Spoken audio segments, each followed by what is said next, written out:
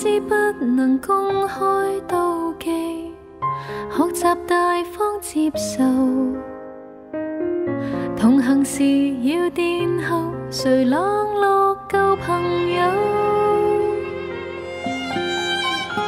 節日約我3位一體的慶祝，沿途明亮燈飾閃映着重重，言談越熾熱，內在更冰凍。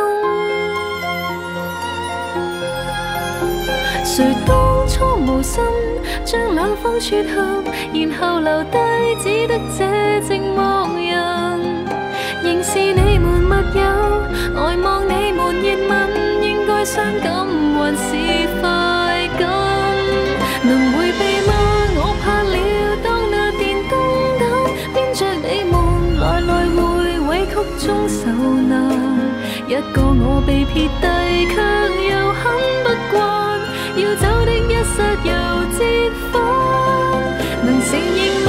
我故意當那電燈膽，他日你們完場時入替也不能。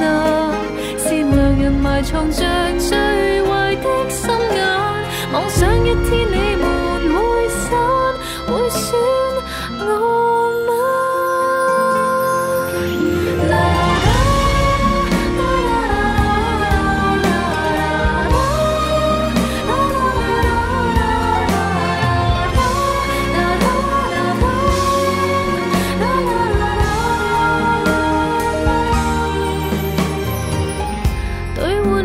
身份可應該滿足，情人還是知己都湧入懷抱，同情或眼淚讓別個得到，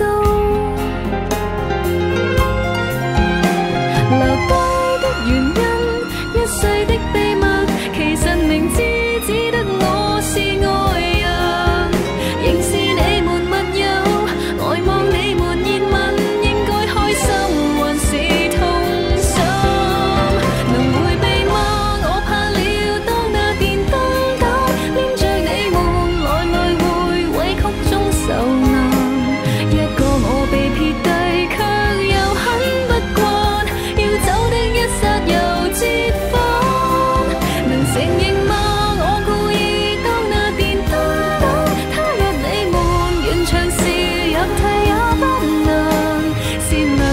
藏着最壞的心眼，妄想一天